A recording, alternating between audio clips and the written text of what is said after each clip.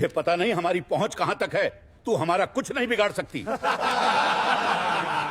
मैं इन पुलिस वालों पर 5,000 रुपए का जुर्माना लगाता हूं। जो इन्होंने किया उसकी इतनी ही सजा है। यही सजा है। रुकिए जज साहब। ये केस बहुत बड़ा है। मैं इस अम्मा का केस लड़ूंगा और इन पुलिस वालों को सजा दिलवाऊंगा। कभी कभी न्याय की लड़ाई सबसे कमजोर कंधों से शुरू होती है। ये कहानी उस 13 साल के लड़के की है जिसके पास ना घर था ना परिवार, लेकिन जिसके हौसले ने साबित कर दिया कि सच्चाई के सामने ताकत की कोई औकात नहीं। ये कहानी उन लोगों की है जो फुटपाथ पर सोते हैं लेकिन अपनी इज्जत नहीं बेचते। यह कहानी है एक ऐसे संघर्ष की जहां कानून की वर्दी पहने लोगों ने खुद कानून को रौंदा और एक मासूम बच्चे ने उन्हें उनकी औकात दिखा दी। चौराहे की सुबह 6 बजे से ही शुरू हो जाती थी। भीड़ भाड़ का शोर, गाड़ियों की आवाजें, दुकानदारों की चहल पहल। इसी चौराहे के एक कोने में संजीता का फलों का ठेला लगता था। बूढ़ी औरत की झुर्रियों में जिंदगी के तमाम दुख छुपे थे। उसकी बेटी पायल उसके साथ काम करती थी। पायल विधवा थी। उसके पति की मौत के बाद वह अपनी अम्मा के पास वापस आ गई थी। दोनों माँ बेटी इस ठेले से अपना गुजारा चलाती थीं। उनके पास अपना कोई घर नहीं था। रात होते ही वे ठेला बंद करती और वहीं फुटपाथ पर एक पुरानी चादर बिछाकर सो जाती। यही उनका घर था, यही उनकी दुनिया थी। ठेले के पास ही एक और जिंदगी थी। कासिम, 13 साल का वह अनाथ लड़का जिसके शरीर पर फटा पुराना पीला कुर्ता था, वह भी उसी फुटपाथ पर सोता था। उसका कोई नहीं था, ना माँ, ना बाप, ना भाई, ना बहन, बस वह और उसकी तन्हाई। दिन में वह इधर उधर कचरा बीनता था, प्लास्टिक की बोतलें इकट्ठा करता था, कबाड़ी के पास बेचता था। जो थोड़े बहुत पैसे मिलते उससे पेट भरता था। लेकिन कासिम अकेला नहीं था। संजीता उसे अपना मानती थी। वह उसे फल खिलाती थी। पायल भी उससे प्यार से बात करती थी। कासिम भी उन दोनों को अपना परिवार मानता था। कासिम बहुत ईमानदार लड़का था। जब भी संजीता उसे फल देती वह अपनी जेब से कुछ सिक्के निकाल कर देने की कोशिश करता। संजीता मना कर देती। वह कहती, बेटा तुम्हारे पास इतने पैसे नहीं हैं, तुम भी हमारी तरह गरीब हो, तुम्हारा भी कोई नहीं है, हम सब एक हैं। कासिम चुप हो जाता लेकिन उसकी आंखों में आभार होता। वह जानता था कि इस दुनिया में सिर्फ संजीता और पायल ही हैं जो उसे इंसान समझते हैं। बाकी सब तो उसे कचरा बीनने वाला गंदा लड़का समझते थे। शाम को जब ठेला बंद होता तो तीनों मिलकर बैठते। संजीता कभी कभी अपनी जवानी की बातें सुनाती। पायल अपने पति की यादों में खो जाती। कासिम चुपचाप सुनता रहता। उसके पास कोई यादें नहीं थी। उसे याद ही नहीं था कि उसके माँ बाप कैसे थे। उससे बस इतना याद था कि वह बचपन से ही अकेला था। इसी फुटपाथ पर पला था। इसी चौराहे ने उसे बड़ा किया था। लेकिन अब उसके पास संजीता और पायल थी। यही उसका परिवार था। दिन ऐसे ही गुजर रहे थे। ना कोई बड़ी खुशी, ना कोई बड़ा दुख, बस रोज का संघर्ष। सुबह उठो, ठेला लगाओ, फल बेचो, शाम को बंद करो, खाना खाओ, सो जाओ, फिर वही सुबह, वही दिनचर्या। लेकिन इस सादगी में भी एक सुकून था, एक संतोष था। वे गरीब थे लेकिन खुश थे। उनके पास पैसे नहीं थे लेकिन एक दूसरे का साथ था। लेकिन कुछ हफ्तों से माहौल बदलने लगा था। चौराहे पर कुछ पुलिस वाले आने लगे थे। पहले तो वे बस आते और चले जाते। कभी कभी संजीता से फल खरीदते और पैसे देकर चले जाते। लेकिन धीरे धीरे उनका रवैया बदलने लगा। अब वे फल लेते और पैसे देने में आनाकानी करने लगे। कभी कहते कल दे देंगे, कभी कहते बाद में दे देंगे। संजीता चुप रहती। वह जानती थी कि पुलिस वालों से उलझना ठीक नहीं। 6 पुलिस वालों का वह गिरोह पूरे इलाके में मशहूर था। मनीष सबसे आगे रहता। उसकी उम्र 30 के आसपास थी। मोटा ताजा शरीर, आंखों में घमंड, चेहरे पर हमेशा एक अजीब सी मुस्कान। उसके साथ अंकित, नवीन, रितेश, अभिषेक और मोहन भी होते। सभी एक जैसे, सभी में वही घमंड, वही बदतमीजी, वही अकड़। ये लोग सिर्फ संजीता को ही नहीं बल्कि पूरे इलाके के छोटे दुकानदारों को परेशान करते थे। किसी होटल में घुसते तो पेट भरकर खाना खाते और बिना पैसे दिए चले जाते। अगर होटल वाला पैसे मांगता तो उसे धमका देते। किसी कपड़े की दुकान पर जाते तो सामान उठा लेते और पैसे नहीं देते। दुकानदार डरकर चुप रह जाता क्योंकि सबको पता था कि इनके राजनीतिक कनेक्शन बहुत मजबूत हैं। ये किसी बड़े नेता के आदमी हैं। इनसे कोई नहीं उलझता था। संजीता के ठेले पर भी अब ये रोज आने लगे थे। मनीष आता और जो मन में आए फल उठा लेता। केले, संतरे, सेब, अमरूद, जो भी दिखता उठा लेता। अंकित और नवीन भी साथ होते। वे भी अपनी मर्जी से फल खाते। रितेश, अभिषेक और मोहन भी कम नहीं थे। सभी मिलकर ठेले को लूटते जैसे। संजीता देखती रहती। उसकी आंखों में दर्द होता लेकिन वह कुछ नहीं कह पाती। पायल को बहुत गुस्सा आता लेकिन वह भी चुप रहती। वह जानती थी कि अगर कुछ बोला तो ये लोग और बुरा करेंगे। कासिम ये सब देखता रहता। उसके अंदर गुस्सा उबलता था। उसे लगता था कि ये लोग गलत कर रहे हैं लेकिन वह क्या कर सकता था। वह तो खुद एक गरीब अनाथ लड़का था। उसकी कौन सुनता। लेकिन जब भी वह संजीता और पायल को परेशान होते देखता तो उसका दिल दुखता। एक दिन की बात थी, शाम का वक्त था। ठेले पर थोड़े ग्राहक थे। तभी मनीष और उसके साथी आए। सभी शराब पीकर आए थे। उनकी आंखें लाल थीं, चाल लड़खड़ा रही थी। मनीष ने ठेले को देखा और बिना कुछ कहे फल उठाने लगा। संजीता ने हिम्मत करके कहा, बेटा ऐसे तो हमारा काम नहीं चलेगा। हम जो कमाते हैं उसी से नया सामान लाते हैं। अगर आप पैसे नहीं देंगे तो हम सामान कैसे लाएंगे? हम भी तो गरीब लोग हैं। मनीष रुका। उसने संजीता की तरफ देखा। फिर अचानक उसने फलों पर हाथ मारा। केले, संतरे, सेब सभी फुटपाथ पर बिखर गए। मनीष चीखा, तू मुझसे पैसे मांग रही है? तुझे पता है मैं कौन हूँ? अगर दोबारा पैसे मांगने की कोशिश की तो तेरा ठेला यहाँ से हटवा दूंगा। तेरा जीना मुश्किल कर दूंगा। समझ में आया? पुलिस वाले हंसते हुए चले गए। संजीता चुपचाप बिखरे फलों को समेटने लगी। बहुत सारे फल खराब हो गए थे। उस दिन उनकी कमाई बहुत कम हुई। रात को जब तीनों फुटपाथ पर सोने लगे तो किसी को नींद नहीं आई। संजीता सोच रही थी कि अब क्या होगा। पायल सोच रही थी कि कब तक ऐसे चलेगा। कासिम सोच रहा था कि काश वह कुछ कर पाता। अगले दिन फिर वही हुआ। पुलिस वाले आए, फल लिए, पैसे नहीं दिए, धमकी दी, चले गए। ये सिलसिला रोज चलने लगा। संजीता के पास पैसे खत्म होने लगे। अब उसके पास नए फल खरीदने के लिए भी पैसे नहीं बचे थे। वह बहुत परेशान थी। पायल भी चिंतित थी। दोनों को समझ नहीं आ रहा था कि क्या करें। एक शाम कासिम ने संजीता से पूछा, अम्मा आप इतनी परेशान क्यों हैं? संजीता ने सारी बात बताई। उसने बताया कि कैसे उनके पास अब पैसे नहीं बचे, कैसे वे नया सामान नहीं खरीद पा रहे। कासिम ने सोचा, फिर बोला, अम्मा आप इनकी शिकायत क्यों नहीं करती? ये तो गलत काम कर रहे हैं। पुलिस वाले होकर भी ऐसा कर रहे हैं। आप थाने में शिकायत करो। संजीता को लगा कि शायद यह एक रास्ता हो सकता है। अगले दिन सुबह संजीता और पायल पास के थाने में गईं। थाने में कुछ पुलिस वाले बैठे थे। संजीता ने डरते डरते अपनी शिकायत बताई। लेकिन जैसे ही उसने मनीष और उसके साथियों का नाम लिया, सभी पुलिस वाले हंसने लगे। तभी पीछे से मनीष की आवाज आई। वह भी वहीं था।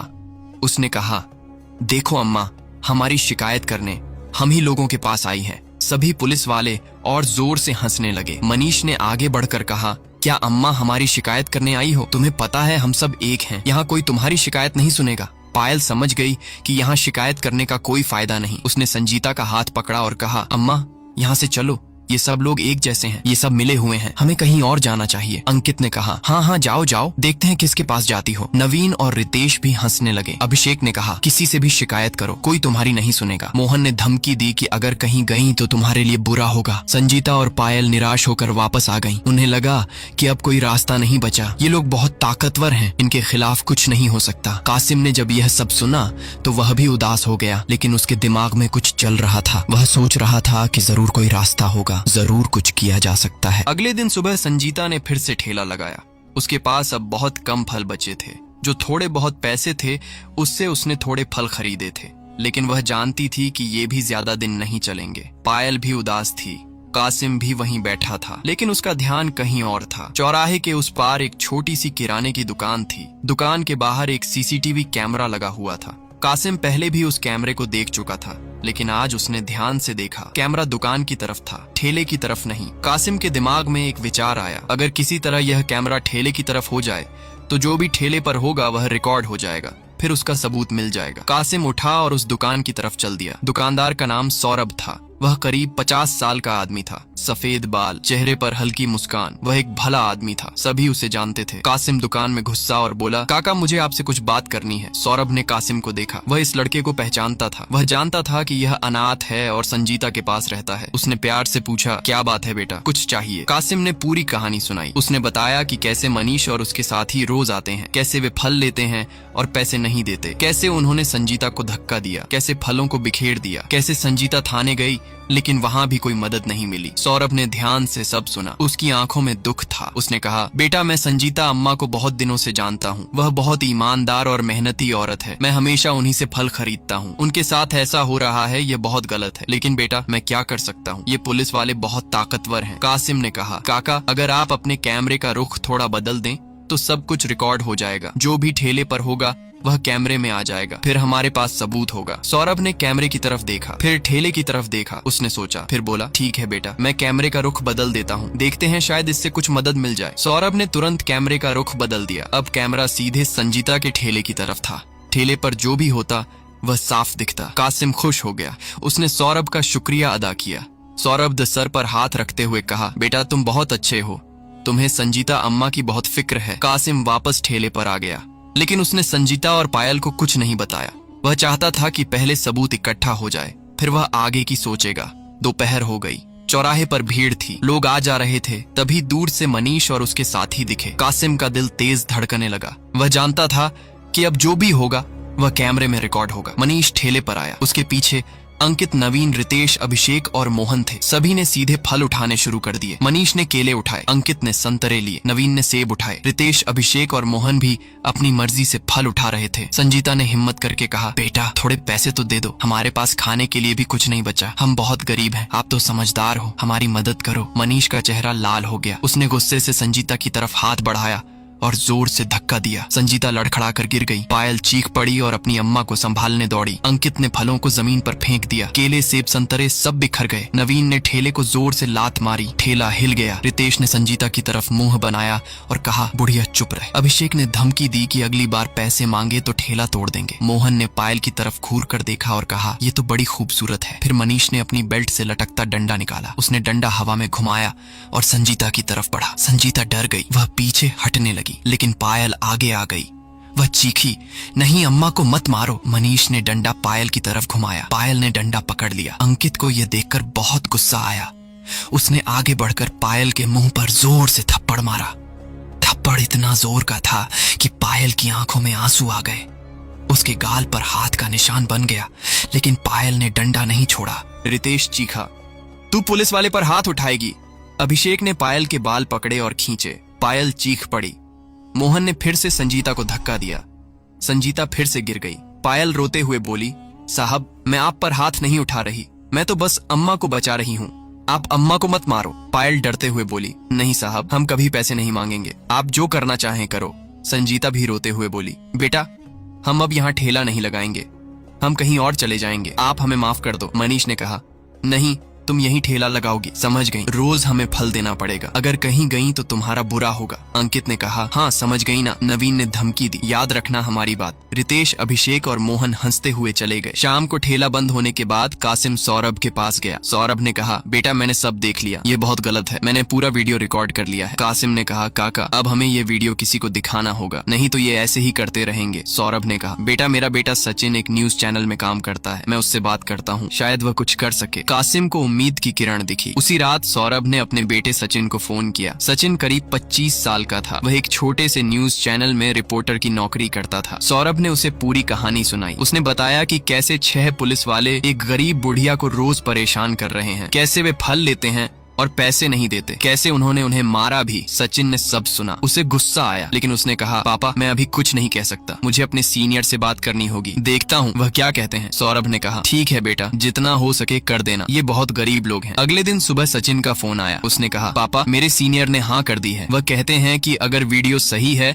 तो हम इसे चलाएंगे, आप फुटेज भेज दीजिए। सौरभ ने तुरंत कासिम को बुलाया और खुशखबरी सुनाई। कासिम खुशी से उछल पड़ा। सौरभ ने सीसीटीवी फुटेज निकाली और सचिन को भेज दी। सचिन ने जब वह वीडियो देखा तो वह हैरान रह गया। वीडियो में साफ दिख रहा था कि कैसे मनीष और उसके साथी ठेले पर आए, कैसे उन्होंने फल उठाए, कैसे संजीता ने पैसे मांगे, कैसे मनीष ने उसे धक्का दिया, कैसे फलों को बिखेर दिया, कैसे मनीष ने डंडा उठाया, कैसे पायल आगे आई, कैसे अंकित ने थप्पड़ मारा। सब कुछ साफ दिख रहा था। सचिन ने सोचा कि यह तो एक बड़ी खबर बन सकती है, लेकिन फिर उसके दिमाग में एक योजना आई। उसने सोचा कि अगर पूरा वीडियो एक बार में दिखा दिया तो लोग देखेंगे और भूल जाएंगे, लेकिन अगर इसे 2 हिस्सों में दिखाया जाए तो ज्यादा असर होगा। पहले हल्का दिखाओ, फिर जब मामला गर्म हो जाए तब असली वीडियो दिखाओ। उसने पहले सिर्फ वह हिस्सा काटा जिसमें पुलिस वाले फल ले रहे थे और पैसे नहीं दे रहे थे। उसने वह हिस्सा नहीं दिखाया जिसमें मारपीट थी। उसने कैप्शन लिखा, पुलिस की बर्बरता देखिए, गरीबों का हक मार रहे हैं, रोज फल लेते हैं लेकिन पैसे नहीं देते, ये है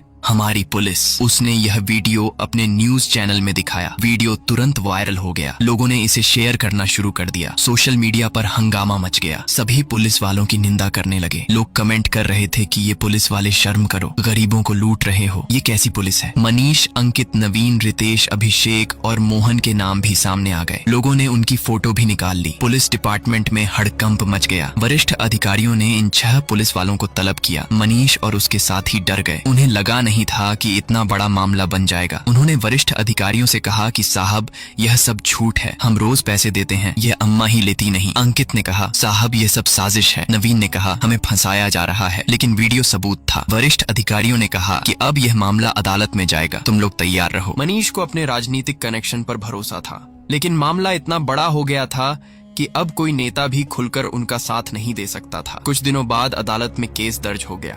मनीष, अंकित, नवीन, रितेश, अभिषेक और मोहन को नोटिस भेजा गया। संजीता और पायल को भी अदालत में बुलाया गया। कासिम भी साथ गया। अदालत का दिन आया।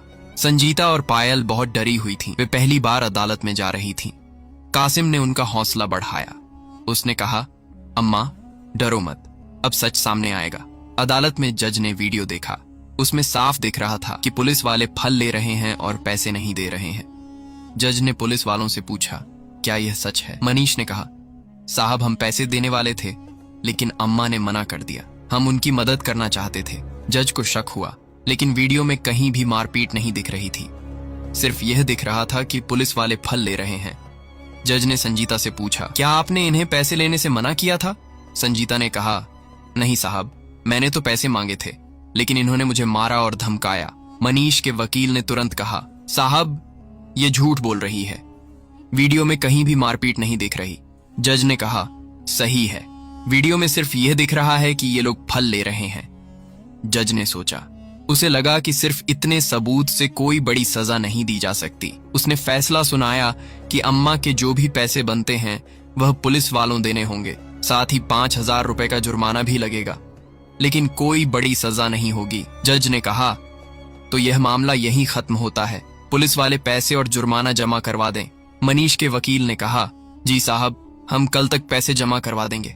जज ने हथौड़ा मारा और कहा केस खत्म। लेकिन तभी अचानक अदालत के दरवाजे जोर से खुले। सभी ने पीछे मुड़कर देखा। कासिम तेजी से अंदर आ रहा था। उसके चेहरे पर दृढ़ता थी, उसकी आंखों में आग थी। वह चिल्लाया जज साहब रुकिए, मुझे बोलने का मौका दीजिए। पूरी अदालत में सन्नाटा छा गया। सभी लोगों ने उस 13 साल के लड़के की तरफ देखा जो फटा पीला कुर्ता पहने हुए था। उसके बाल बिखरे हुए थे, चेहरे पर पसीना था, लेकिन आंखों में एक अजीब चमक थी। जज ने पूछा तुम कौन हो बेटा? कासिम ने कहा साहब मैं कासिम हूँ, मैं संजीता अम्मा के साथ रहता हूँ, मैं अनाथ हूँ, मेरा कोई नहीं है, लेकिन संजीता अम्मा और पायल दीदी मेरे परिवार हैं, मुझे उनका केस लड़ना है। पूरी अदालत में फुसफुसाहट शुरू हो गई। लोग एक दूसरे से बात करने लगे। मनीष के वकील ने तुरंत कहा जज साहब ये क्या मजाक है, ये लड़का वकील नहीं है, इसे बोलने का कोई हक नहीं है, ये अदालत की अवमानना है। लेकिन जज ने हाथ उठाकर सबको चुप कराया। उसकी आंखों में कुछ था, शायद उसे उस लड़के की आंखों में कुछ दिख गया था। उसने कहा शांत, मैं इस लड़के की बात सुनना चाहता हूँ, बोलो बेटा तुम्हें क्या कहना है। कासिम आगे बढ़ा, उसके कदम मजबूत थे। उसने कहा साहब यह मामला सिर्फ पैसों का नहीं है, यह न्याय का मामला है। इन पुलिस वालों ने सिर्फ फल नहीं लिए, इन्होंने संजीता अम्मा को मारा भी है, पायल दीदी को थप्पड़ मारा है, उनके बाल खींचे हैं, उन्हें धमकी दी है। ये सब वीडियो में है, लेकिन आपको दिखाया नहीं गया। मनीष के वकील ने तुरंत कहा ये झूठ बोल रहा है साहब, कोई सबूत नहीं है इस बात का। कासिम मुस्कुराया, उसने कहा सबूत है साहब, पूरा सबूत है। तभी अदालत के दरवाजे से सचिन अंदर आया। उसके हाथ में एक पेन ड्राइव थी। वह तेजी से आगे बढ़ा। उसने कहा जज साहब मैं सचिन हूँ, मैं एक न्यूज चैनल में काम करता हूँ, मेरे पास पूरा वीडियो है। जज ने पूछा पूरा वीडियो मतलब? सचिन ने कहा साहब मैंने पहले सिर्फ एक हिस्सा दिखाया था, वह हिस्सा जिसमें ये लोग फल ले रहे थे, लेकिन पूरे वीडियो में बहुत कुछ है। उसमें मारपीट है, धमकी है, बदतमीजी है। मैंने वह हिस्सा इसलिए नहीं दिखाया था क्योंकि वह बहुत हिंसक था, लेकिन अब मैं पूरा वीडियो दिखाना चाहता हूँ। जज ने कहा ठीक है वीडियो चलाओ। अदालत में एक बड़ी स्क्रीन लगाई गई। सचिन ने पेन ड्राइव लगाई। पूरा वीडियो शुरू हुआ। वीडियो में साफ दिख रहा था मनीष, अंकित, नवीन, रितेश, अभिषेक और मोहन ठेले पर आए। उन्होंने फल उठाए। संजीता ने विनती की। मनीष ने गुस्से में संजीता को धक्का दिया। संजीता लड़खड़ाकर गिर गई। फल जमीन पर बिखर गए। नवीन ने ठेले को लात मारी। फिर मनीष ने डंडा निकाला। वह संजीता की तरफ बढ़ा। पायल आगे आई। उसने मनीष का डंडा पकड़ लिया। अंकित ने गुस्से में पायल के मुंह पर जोर से थप्पड़ मारा। थप्पड़ की आवाज अदालत में गूंजी। पायल की आंखों में आंसू आ गए। नवीन ने पायल को धक्का दिया। रितेश ने बदतमीजी से बात की। अभिषेक ने पायल के बाल पकड़कर खींचे। मोहन ने फिर से संजीता को धक्का दिया। फिर सभी ने धमकी दी कि अगर पैसे मांगे तो बुरा होगा। पूरा वीडियो देखने के बाद अदालत में सन्नाटा छा गया। किसी ने कुछ नहीं कहा, सब चुप थे। जज का चेहरा सख्त हो गया था। उसकी आंखों में गुस्सा साफ दिख रहा था। मनीष, अंकित, नवीन, रितेश, अभिषेक और मोहन के चेहरे पीले पड़ गए। पूरी अदालत में लोगों की आंखों में आंसू आ गए। कुछ लोग रोने लगे। जज की आंखें भी नम हो गईं। कासिम ने फिर कहा, साहब यह सिर्फ अम्मा के साथ नहीं होता, पूरे इलाके में ये लोग ऐसा ही करते हैं। किसी होटल में खाते हैं तो पैसे नहीं देते, किसी दुकान से सामान लेते हैं तो पैसे नहीं देते। सब इनसे डरते हैं क्योंकि इनके बड़े लोगों से कनेक्शन है। लेकिन साहब कानून तो सबके लिए एक है ना। अगर गरीब आदमी चोरी करे तो जेल, अगर अमीर आदमी लूटे तो कुछ नहीं। ये कैसा न्याय है साहब? जज ने मनीष से पूछा, क्या यह सच है जो यह लड़का कह रहा है? मनीष ने कहने की कोशिश की, साहब ये सब गलत फहमी है, हम तो। लेकिन उसकी आवाज कांप रही थी, उसके चेहरे पर पसीना था। अंकित ने कहा, साहब हम तो बस मजाक कर रहे थे, हमें नहीं पता था कि इतना सीरियस ले लेंगे। नवीन ने कहा, साहब हमसे गलती हो गई, हम माफी मांगते हैं। रितेश ने कहा, साहब हम आगे से ऐसा नहीं करेंगे। अभिषेक और मोहन ने भी हाथ जोड़कर माफी मांगी, लेकिन जज का चेहरा बहुत सख्त था। उसने कहा, माफी से कुछ नहीं होगा। तुम लोगों ने अपनी वर्दी का अपमान किया है। तुम लोग पुलिस हो, तुम्हारा काम है लोगों की रक्षा करना, लेकिन तुम लोगों ने खुद लोगों को प्रताड़ित किया। तुम लोगों ने एक गरीब बेसहारा औरत और उसकी बेटी को मारा। तुम लोगों ने अपनी ताकत का गलत इस्तेमाल किया। ये बर्दाश्त नहीं किया जा सकता। जज ने लंबी सांस ली, फिर उसने अपना फैसला सुनाया। उसने कहा, मनीष, अंकित, नवीन, रितेश, अभिषेक और मोहन, तुम सभी को तत्काल प्रभाव से निलंबित किया जाता है। तुम्हारे खिलाफ आपराधिक मामला दर्ज किया जाएगा। धारा 323 के तहत मारपीट का केस, धारा 506 के तहत धमकी का केस, धारा 384 के तहत जबरन वसूली का केस। तुम सभी को 6 महीने की सजा होगी। साथ ही तुम सभी पर 50,000 रुपए का जुर्माना लगाया जाता है। यह पूरी रकम संजीता को दी जाएगी। और सबसे जरूरी बात, तुम सभी की पुलिस की नौकरी खत्म होती है। तुम सभी को कहाँ घुसा चला आ रहा है गरीब? निकल जा यहाँ से।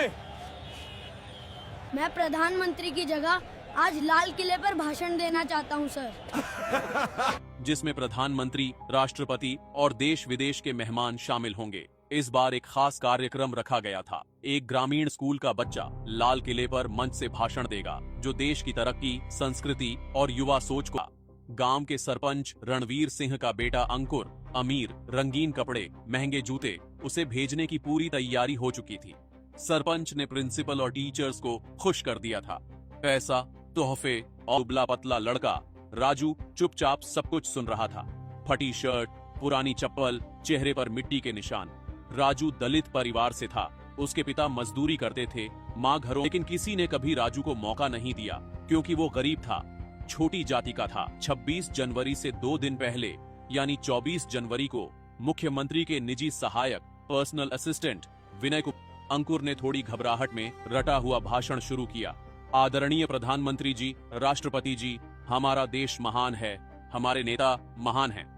विनय कुमार ने सुना। भाषण ठीक था, लेकिन कुछ खास। कहीं बेहतर भाषण दे सकता हूँ। मुझे एक मौका दीजिए। ये सुनते ही पूरे स्कूल में हंसी फूट पड़ी। टीचर्स ने एक दूसरे को देखा। प्रिंसिपल का चेहरा लाल हो गया। एक टीचर ने चिढ़कर कहा, राजू, हमारी बेइज्जती होगी, स्कूल की बेइज्जती होगी, देश की बेइज्जती होगी। अरे अगर ये गरीब भिखारी लड़का स्टेज पे गया तो हमारी बेइज्जती होगी, स्कूल की बेइज्जती होगी, देश की बेइज्जती होगी। विनय कुमार ने राजू को ध्यान से देखा। उनके मन में कुछ हलचल हुई। ये लड़का इतनी बेइज्जती के बाद भी अपनी बात पर अड़ा है, शायद इसमें कुछ खास है। विनय कुमार ने सख्ती से कहा, मुझे औकात से मतलब नहीं, मुझे काबिलियत से मतलब है। राजू, तुम मेरे साथ आओ, मैं तुम्हारा भाषण सुनूंगा। राजू की आंखों में उम्मीद की चमक बाहर आए। उनके चेहरे पर एक अजीब सी गंभीरता थी। उन्होंने माइक उठाया और घोषणा की, 26 जनवरी को लाल किले पर भाषण देने के लिए राजू को चुना। प्रिंसिपल और टीचर्स सकते में खड़े रह गए। अंकुर के मुंह से बोल ही नहीं निकल रहे थे। सरपंच ने गुस्से में कहा, ये क्या मजाक है? हमने इतना इंतजाम किया, इतने पैसे खर्च